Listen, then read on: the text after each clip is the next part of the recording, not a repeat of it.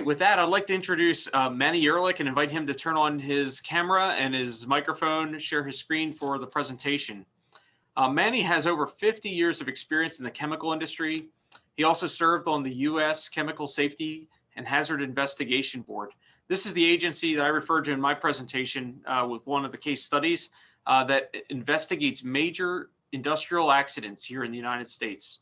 Manny currently serves as a private consultant on hazardous materials and chemical preparedness.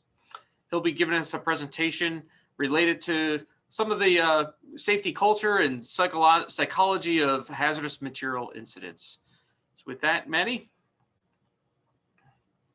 if you'll turn on your microphone, right now you're muted.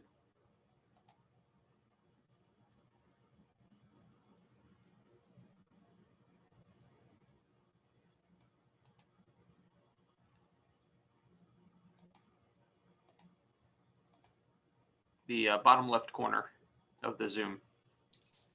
There you go. Good afternoon. And thank you for asking me to present to this group this afternoon. I sincerely appreciate it. Can you see my presentation on the screen? No. Do you want me to share it for you? I've got it on my end.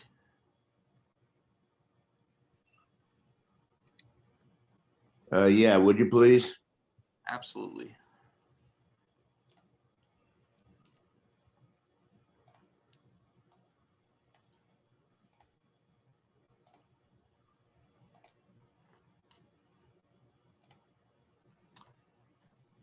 All right, there you go. It should be up.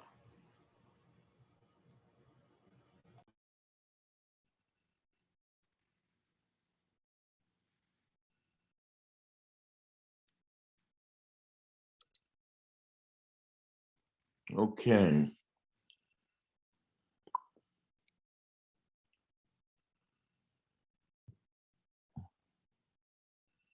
Can you start it? Can you turn it to the beginning, Bob?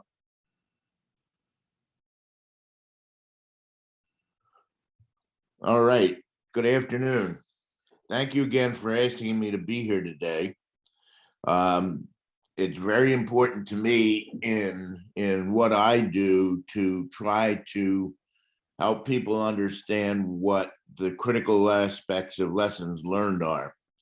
It's not just a matter of determining what chemicals A and B react in some type of incident, but it's very important to me to understand and have folks understand what really happens in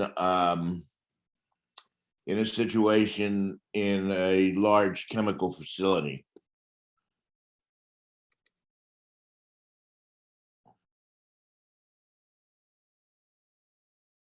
So why do we go through this process of trying to understand what value referring to past incidents have? What's the objective of reviewing and studying past incidents? Consider, for example, the incident that Bob discussed in Atchison, Kansas, which is a situation where two chemicals were inadvertently mixed and produced a third chemical, which created a major problem in the environment.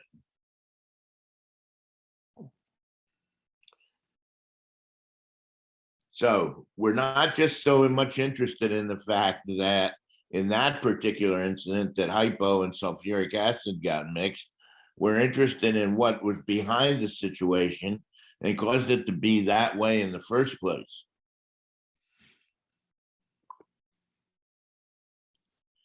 So what I'd like to have you do today, and the takeaways that I think are important from this presentation are two. One, I'd like to talk about safety culture, and I'd like to talk about the concept of not knowing what you don't know. But more importantly, I'd like to talk about this issue of normalization of deviance. And in simple terms, and we'll cover it in more detail as we go, in very simple terms, normalization of deviance is the innate characteristic that humans take risks.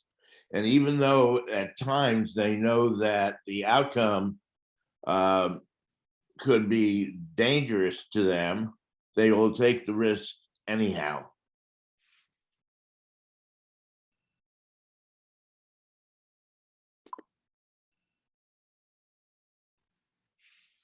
So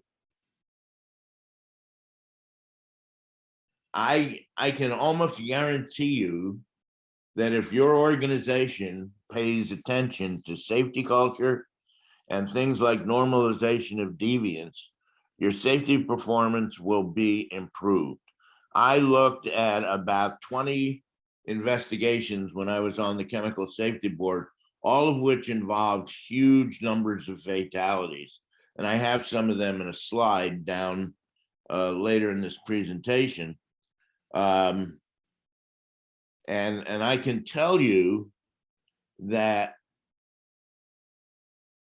with an understanding of normalization deviance and folks understanding what they don't know, none of those fatalities would have had to take place.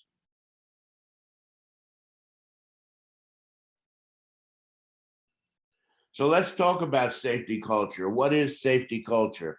I've chosen to look at American Institute of Chemical Engineers information here, and they talk about management systems and associated policies and procedures and how groups and individuals work to make those processes work. Thus, in their terms, and I find it to be as good a definition of any,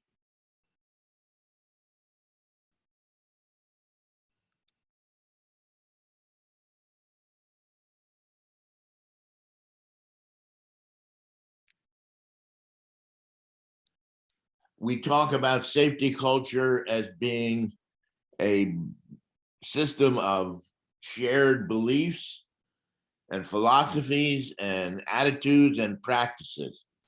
One of the definitions that AICHE has come up with, which I find to be very practical and makes a lot of sense to a lot of people, is safety culture is how the organization behaves when no one is watching. Now think about that for a moment. When you start to talk about values and attitudes and motivations and knowledge and so forth and so on, that basically encompasses your entire phases of operation. And I have a slide in here, the next slide, which will show you what many people look at as the culture iceberg, where only a portion of the organization culture is really seen by all of the people, and a substantial portion of it is, if you consider the iceberg concept, is below the surface. So what you see on the surface and what lurks below the surface is what determines how the organization behaves and what the culture is really all about. I've included this slide and another one, the next one like it, all right, which was probably more simple or simpler concept. And all the aspects you think that drive your company culture are above the water. But what you can see, what actually drives your company culture is below the water. And it's how people think, and it's how people behave, and it's how people express themselves, or more importantly, how they don't express themselves. This is a chart that I put in here, and it talks about safety culture, and it's very busy. And I would almost defy you, if you will, to look at anything that goes on in your organization, all right, that's not on this chart. And I found this very helpful in giving it to people and say, okay, think about this. How does your organization behave?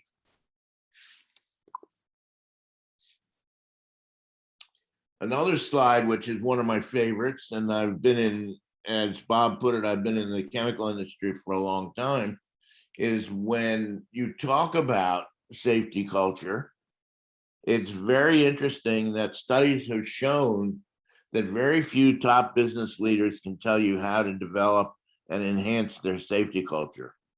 And more importantly, why they should even want a safety culture in the first place. I've had a number of people in presentations that I've given talk about the issue of personnel safety and process safety, but they don't think about them in the same terms. They just think about them as two separate entities, and it's how their organization deals with each one.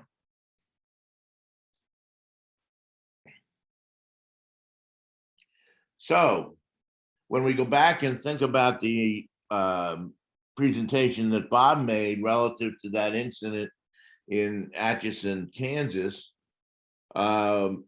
we said to ourselves, well, what does the safety culture have to do with the fact that a truck driver inadvertently hooked up a cargo tank of sulfuric acid to a tank of hypo and sent 140 people to the hospital and caused 11,000 people to shelter in place? Well, when you think about the fact that only 10%, if you will, from the previous slide show that there's an opportunity for things to go wrong, it's really easy to understand what the culture had to do with that. And in Bob's presentation, for example, and the video that exists on the Chem Safety Board's website, there were situations here, for example, where the culture was such that the truck driver pulled in, the company operator thought he showed him where to hook up, all right, and he left them. And during the entire process, this person was on their own inside of a facility, hooking things up and turning things on and turning things off, which was against their company rules. They had standard operating procedures that forbid this, but nonetheless, it happened. So let's talk about why it happened, okay? I like to use this analogy about in a system of threats. And a gentleman by the name of James Reason has come up with something called a Swiss cheese model. And what you'll see when you take a look at that is that for any set of beliefs, assumptions, and practices, there are always threats. And in this next slide,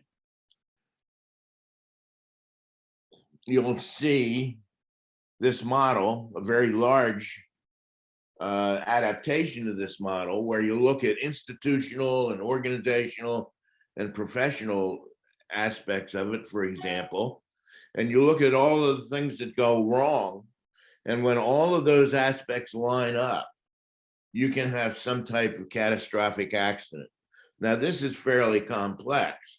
So if we take a look at the next slide, what you'll see is that I've narrowed it down to 4 major threats. When one or more threats makes it through all of the technical, institutional, human, and other organizational levels, undesirable events, that is, accidents can occur. Now, in the next slide, you'll see only 4 of them, and it has to do with production pressure, issues related to complacency, normalization of deviance, and tolerance of inadequate systems. And how many times have you in your organization been faced with someone stating to you, you've got to get it done, we're running low on production, you're spending too much money, so forth and so on? Those are the kind of pressures that cause people to take risks, take chances that they wouldn't ordinarily take, even though they know that there could be a negative consequence, and move forward. Well, what's the deterrent there?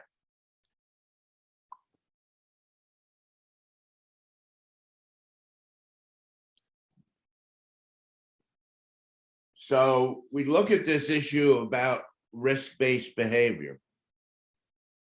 And we talk about the fact, and I'm going to read this to you. I don't like reading slides generally, but the successful execution of most procedures requires the actions of properly trained individuals who understand the importance of the underlying intent, who accept their responsibilities for the task, and who appreciate that taking an obviously simplifying but potentially unsafe shortcut risk would be quite simply wrong and result in unacceptable risk. And why does it happen? And it happens all the time. And why is that? Pardon me. Human beings take risks, shortcuts for a variety of reasons. And they do so because there are no unacceptable consequences. But at some point in time, there is going to be a consequence, and it may be catastrophic. And I'd like you to think about the Challenger disaster that occurred in this country. They launched the Challenger rocket any number of times, knowing that they had a problem with the O-rings on the booster rockets.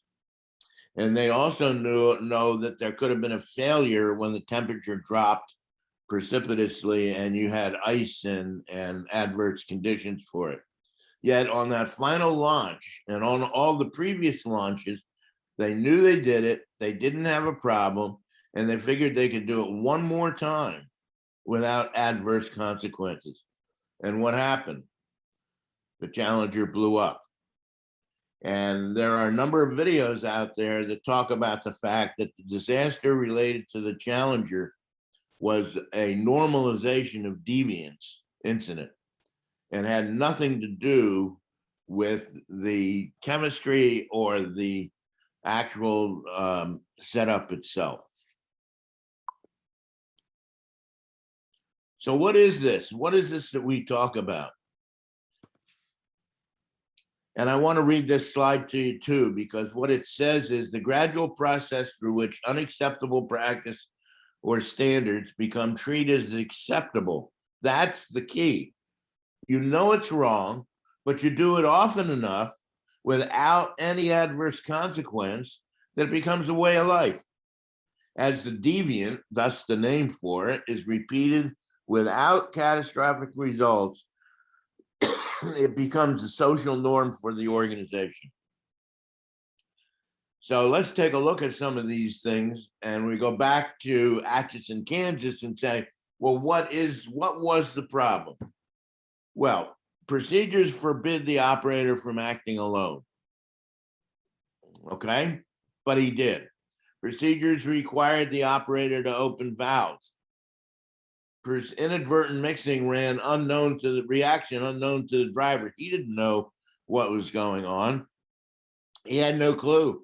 And the thing that struck me was that the truck driver really did not understand how to shut off the flow of sulfuric out of his cargo tank. And it would seem to me, for someone that delivers hazardous materials all the time, they would be able to just get out of the truck or the cab of the truck and pull the lever to shut the emergency valve. The operator did not know that. That caused me to question whether he had the proper training or not.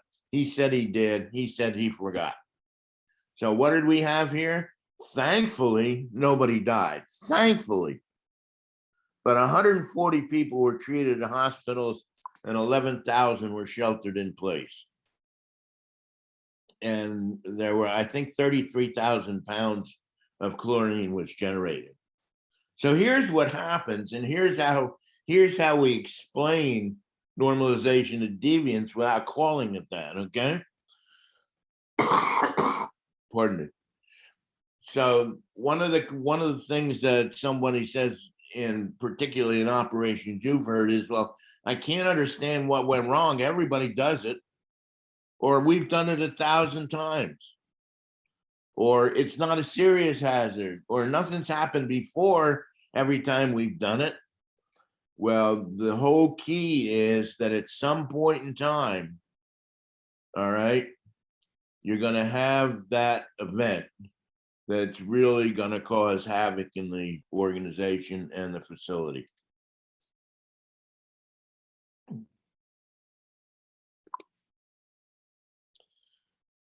there's an excellent book put out by American Institute of Chemical Engineers that talks about recognizing and responding to normalization and deviance. And I know this is a busy slide, but these are the kinds of things that lead people to take these risks, even though they know at some level they're unacceptable. For example, lack of operational discipline, insufficient knowledge of procedures, training, and resources. All right. One of the things that I've been faced with through my career is that organizations make excessive personnel changes. Pardon me. The fact of the matter is that in one organization I worked for 30 years ago, they were changing their people out every 12 to 18 months from a production unit. Why did they do that? Because they were excellent performers and they moved them on. And that causes some of the kinds of routes of deviation to be implemented that are put into place that we talk about. Human factors, very critically important.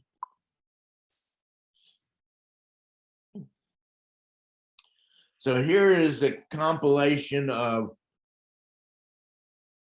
8 incidents that I put together a table on that came out of the files of the Chemical Safety Board. Some of them were very simple things, okay? Herrick Brothers was a turkey farm incident where they blew up a tank of, they levied a tank of propane. Why was that? What happened there? Well, what happened there was that for whatever reason, the firefighters were led to believe that when the tank levied, as long as you weren't near the ends of the tank, you didn't have to worry about being injured or harmed. And that's what they believed for years and years and years. And yet what happened was the tank blew up and the firemen were near the ends of it and it killed 2 of them. You look at West Fertilizer, where they've had issues with fertilizer grade ammonium nitrate, which is taking place around the world, all right? 15 people died. When you look at ConAgra and Clean Energy, both of those people use natural gas blows to purge pipes inside of buildings. And you can see what happened. There were 10 fatalities and so forth and so on. And unfortunately, this happens all the time. And in 99% of these cases, you had issues related to normalization and deviance. The Challenger, 1986, 1987, in the upper left-hand corner there. The Deepwater Horizon, where they knew there was a problem and they took a variety of shortcuts to try to streamline the process. The Costa Concordia in 2012, 32 people died. And why did it die? Because the captain of the ship tried to get closer to shore than he was allowed to go. And he knew that it was a problem, but he continued to do it anyhow. And on the upper right there, you see the Enterprise ferry, which collapsed, overturned in 1987 because they didn't close the doors properly. 187 people died. It doesn't have to be that way. And I will continue to have people try to understand, learn your lessons well, understand the culture, know the culture in which you work, learn how the organization behaves and why it behaves as it does, and become a part of the solution and understand and know what you don't know. And I guarantee you that you won't have to deal with a situation like this. This is West Texas, where 15 people died when that fertilizer plant blew up. I hope I never have to see this again in my career. I thank you for your time, and I very much appreciate the attention.